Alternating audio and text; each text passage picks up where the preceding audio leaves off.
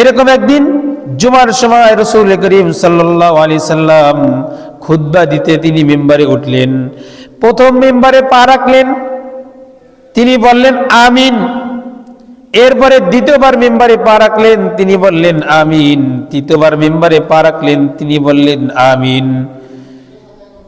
নামাজের পরে সাহাবায়ে কেরাম রাদিয়াল্লাহু আজমাইন তারা জিজ্ঞাসা করতেছেন, ইয়া রাসূলুল্লাহ, ইয়া হাবিবাল্লাহ, আপনি তিনবার আমিন বলেছেন, আমরা তো কিছুই বুঝতে পারি নাই, কি ব্যাপার, কি ঘটনা? আল্লাহ রাসূল সাল্লাল্লাহু আলাইহি সাল্লাম সাহাবীদেরকে বলতেছেন, ও সাহাবীরা, এইমাত্র কিছুক্ষণ পূর্বে আমার কাছে জিবরাইল এসেছিল।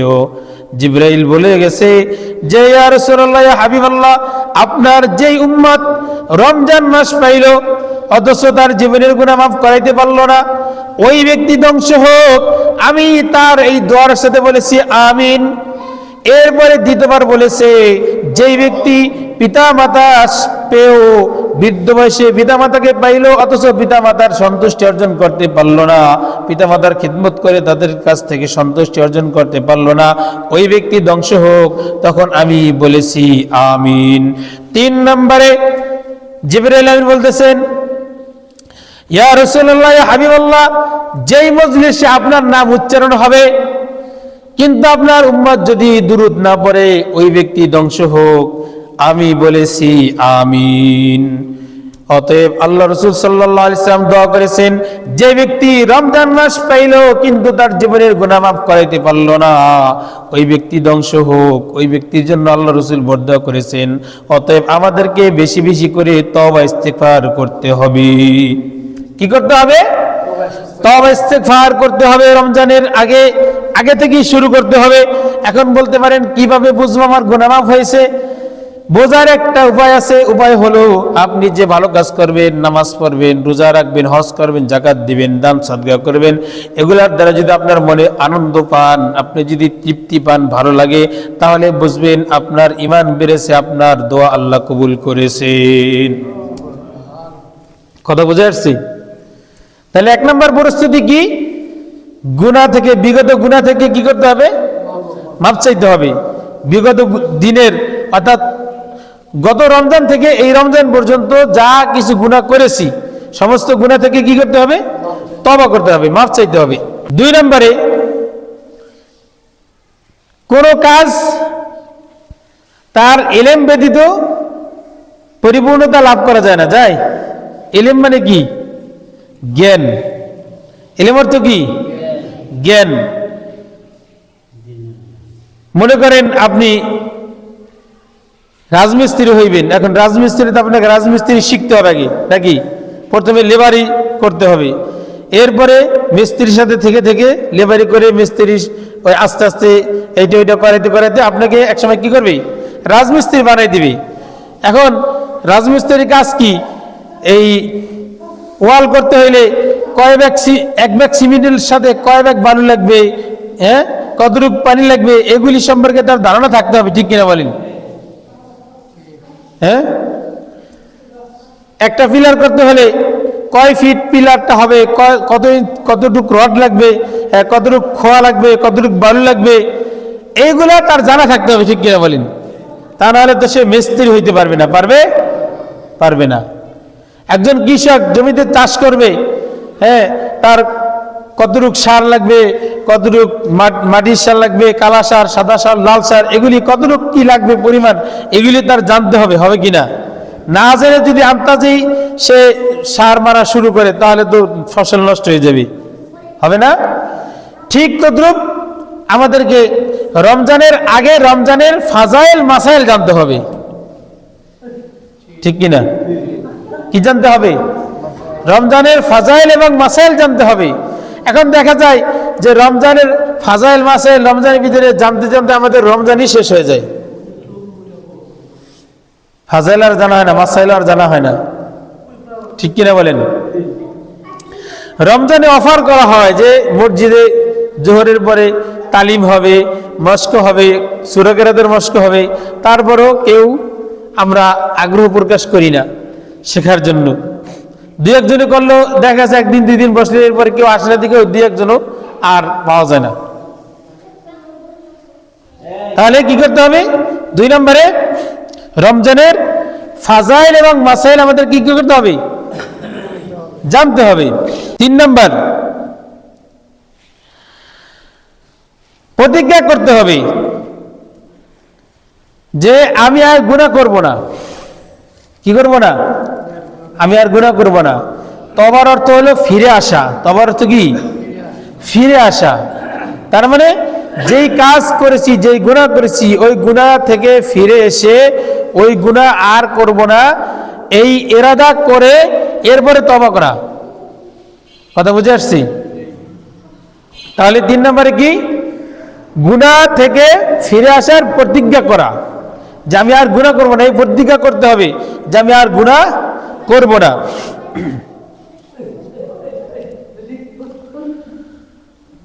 এবং এই প্রতিজ্ঞা করা যে আমি গুনাহ মাফ করাই ছাড়বো, এমন ভাবে কান্নাকাটি করব আল্লাহর কাছে যেন আল্লাহ আমার গুনাহ মাফ করেন, গুনাহ মাফ করেই দেন। এমন কান্নাকাটি আল্লাহর কাছে করতে হবে, এমন রোনাজারি করতে হবে যেন আল্লাহ তাআলা কি করেন? আমার গুনাহ মাফ করেন। কি বলেন? আল্লাহর কাছে যদি কান্নাকাটি করি, চোখের পানি ফেলি, তাহলে কি আল্লাহ তাআলা ফিরিয়ে দিবেন? 3 নম্বরে এই প্রতিজ্ঞা করা, গুনাহ করব না এবং গুনাহ মাফ করাই ছাড়বো আল্লাহর কাছে রমজান মাসে। যেহেতু রমজান মাসটা প্রতিটা মুহূর্ত গুনাহ মাফের সময়, প্রতিটা মুহূর্ত গুনাহ মাফের সময়। এবং বিশেষ কিছু মুহূর্ত আছে, ওগুলো রমজানের ফজিলতের সময় আলোচনা হবে। তো 4 নম্বরে রমজানের প্রস্তুতি। 4 নম্বরে প্রস্তুতি হলো যে বিগত দিনে যে রোজা কাজা হয়েছিল, গত বছর রোজা কাজা হয় না অসুস্থতার কারণে, হ্যাঁ, এমন জটিল অসুস্থতা হয় যেই অসুস্থতার কারণে রোজা রাখতে পারে না। এরকম যদি অসুস্থতা হয় আর রোজা ভাঙ্গা হয়, তাহলে ওই রোজাগুলোই আগে রাখা, রমজানের আগে, মানে রোজা আসার আগেই রোজাগুলি রেখে শেষ করা। মা বোনদের বিশেষ করে কমন, তাদের রোজা ভাঙ্গা হয় প্রতি মাসে তো তারা অসুস্থ হন, কিন্তু রোজায় তো কমন যে তারা কি করেন? তাদের রোজা ভাঙ্গা লাগেই। নামাজ তাদের জন্য মাফ। দেখেন আল্লাহ তাআলা কত মেহেরবান, যে ওই সময় মা বোনদের তারা যে অসুস্থ থাকেন, হ্যাঁ, এই সময়টা তাদের নামাজটা আল্লাহ তাআলা একেবারে মাফ করে দিচ্ছেন। সুবহানাল্লাহ বলেন না? নামাজটা কি মাফ করে দিচ্ছেন। নামাজ পড়তে হবে না, কিন্তু রোজা কাজা করতে হবে। রোজা কি করতে হবে? কাজা করতে হবে। আরো একটা অফার মা বোনদের জন্য আল্লাহ তাআলা দিয়েছেন, ইসলাম সহজ করে দিয়েছেন। যে মা বোনেরা সন্তান ধারণ করেন, যদি তার পেটে সন্তান থাকে, বাচ্চা পেটে থাকে, গর্ভবতী অবস্থায় যদি কোনো মা এরকম আশঙ্কা হয় যে রোজা রাখলে তার পেটের সন্তানের অসুবিধা হবে, খাবার দাবার তো সারাদিন খাবেন না, তো মা খাইলে সন্তান খানা পায়, ঠিক কিনা? তো এরকম যদি আশঙ্কা হয়, যদি ডাক্তার বলে থাকেন, পরামর্শ দিয়ে থাকেন যে আপনি রোজা রাখেন না, রোজা পরে রাখেন সন্তান হওয়ার পরে, তাহলে ওই মার জন্য ইসলামে ছাড় আছে যে সে রমজান মাসে রোজা না রেখে পরবর্তীতে যখন তার রোজা রাখার সুযোগ হবে তখন তিনি রোজা আদায় করবেন। সুবহানাল্লাহ বলেন না সবাই? তাহলে 4 নম্বর প্রস্তুতি কি? যে গত বছরের যে রোজা ভাঙ্গা হয়েছিল, ওই রোজাগুলি আগে রেখে নেওয়া। কিসের আগে? রোজার আগে, রমজানের আগে। দেখেন এখন কিন্তু দিন ছোট রাত বড়, ঠিক কিনা বলেন? দিন ছোট রাত বড়। আমরা এই দিন ছোট রাত বড় রোজা অনেক আগে রেখেছিলাম, তখন আমি তখন ছোট। তো এখন আবার সেই দিন এসেছে আমাদের কাছে যে দিন ছোট রাত বড়। তার মানে এটা মুমিন বান্দার জন্য একটা উপঢৌকন স্বরূপ আল্লাহ তাআলার পক্ষ থেকে, যে মুমিন বান্দা রাতে ইবাদত করবে, দিনে রোজা রাখবে, এটা মুমিন বান্দার জন্য কি উপহার স্বরূপ, উপঢৌকন। ছোট দিন রোজা রাখতে সহজ, কষ্ট কম, ঠিক কিনা বলেন? আর রাতে আরামের ঘুমানো যায়, এবং শেষ রাতে উঠে 2 রাকাত বা 4 রাকাত তাহাজ্জুদ নামাজও পড়া যায় ফজরের আগে, যায় কিনা বলেন? তাহলে 5 নম্বর প্রস্তুতি, শিরক থেকে নিজেকে বিলকুল একবারে পবিত্র রাখা। কি থেকে? শিরক থেকে। শিরকের গুনাহ আল্লাহ তাআলা ক্ষমা করেন না। শবে বরাতের আলোচনায় বলেছিলাম যে আল্লাহ পাক রব্বুল আলামিন ওই শবে বরাতের রাতে সাধারণ ক্ষমা করেন, ঠিক রমজানে আল্লাহ তাআলা সাধারণ ক্ষমা করেন, সাধারণ ক্ষমা করেন সকলকে, কিন্তু কিছু মানুষ আছে তাদেরকে আল্লাহ তাআলা সাধারণ ক্ষমা করেন না। এর মধ্যে একটা হলো যারা শিরক করে, যারা কি করে? শিরক করে তাদেরকে, এবং যারা হিংসা করে, পরস্পর হিংসা করে, বিদ্বেষ করে, তাদেরকে আল্লাহ তাআলা সাধারণ ক্ষমা করেন না। এই জন্য হিংসা বিদ্বেষ থেকে মুক্ত থাকতে হবে, শিরক থেকে নিজেকে পবিত্র রাখতে হবে।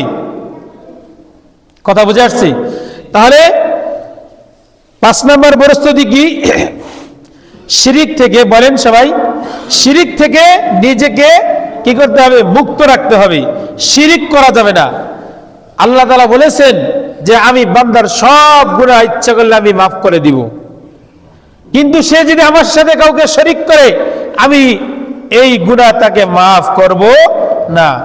একেবারে খালিদিনা ফি নারি জাহান্নাম, চিরস্থায়ী, খালিদিনা ফি নারি জাহান্নাম, আবাদুল আবাদ, চিরস্থায়ী জাহান্নাম তার জন্য, চিরস্থায়ী জাহান্নাম তার জন্য। তাকে আর কোনোদিন জান্নাতে আনা হবে না।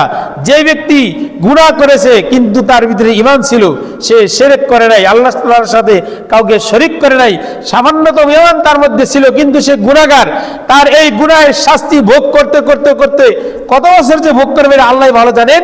ভোগ করতে করতে এক সময় তার শাস্তির মেয়াদ যখন শেষ হবে তখন তাকে আল্লাহ তাআলা মুক্ত করে জান্নাত দিবেন, আর সেই জান্নাতটা হবে 10 দুনিয়ার সমান একটা জান্নাত।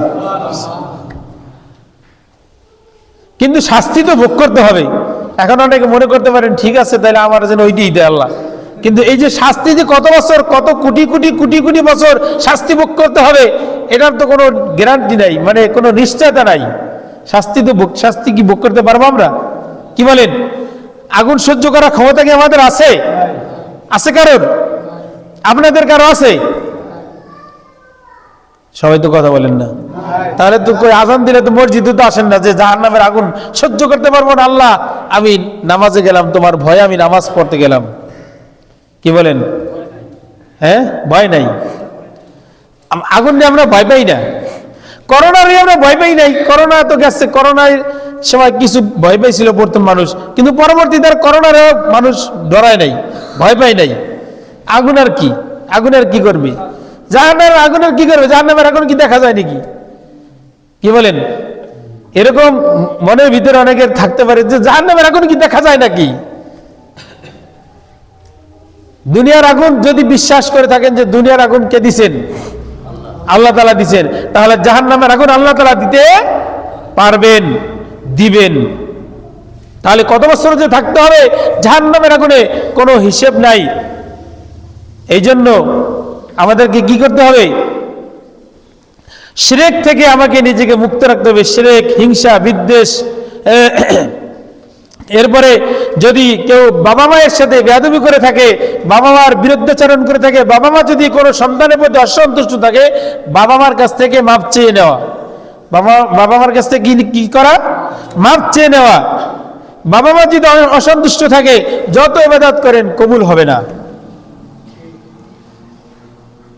বাবা মা যতই খারাপ হোক না কেন, আপনার সাথে যত খারাপ আচরণ করুক না কেন, আপনার কিন্তু বাবা মার সাথে খারাপ আচরণ করা যাবে না। আপনার বাবা আপনাকে যদি সম্পদ থেকে বঞ্চিত করে, তাহলে আপনার বাবা মাকে আপনি কি করতে পারবেন না? তাদের সাথে বেয়াদবি করতে পারবেন না। আমার বাবা যদি আমাকে সম্পদ একবারে বিন্দু পরিমাণ নাই দেয়, আমাকে যদি ত্যায্য পুত্র করে দেয়, তাও আমার বাবার সাথে আমি খারাপ আচরণ করতে পারবো না। ইসলাম, শরীয়ত, কোরআন অনুমতি দেয় নাই। এরপরে 6 নম্বর প্রস্তুতি। এই 6 নম্বর প্রস্তুতি যে কথাটা বলবো, এটা একেবারে সবাইকে গ্রাস করে ফেলেছে। অনেকে বুঝে ফেলছে আমি কি বলবো। এই 6 নম্বরে যে কথাটা বলবো সবাইকে একেবারে গ্রাস করে ফেলছে। এটা হচ্ছে মোবাইল। মোবাইলের কারণে অনেক সময় আমাদের অনেক গুনাহ হয়, আমল করা হয় না, ঠিক কিনা বলেন? তো প্রস্তুতি হিসেবে আমাদের কাজ কি, যে এই 1 মাস বিশেষ করে আমরা যারা ফেসবুক চালাই, চেষ্টা করা যে 1 মাস ফেসবুকটা বন্ধ রাখা, ইবাদতে মনোযোগ দেওয়া, কোরআন তেলাওয়াত, নামাজ, জিকির, তাসবিহ, তাহলিল, এগুলির দিকে মনোযোগ দেওয়া, বেশি করা। যদি করতে পারি তাহলে আমাদের তওবা আল্লাহ তাআলা কবুল করবেন। এইটা হচ্ছে সবচেয়ে এখন বড় ফিতনা, মোবাইল। আমরা চেষ্টা করব মোবাইল থেকে বিরত থাকা, রমজানে বিশেষ করে। এরপরে 7 নম্বরে,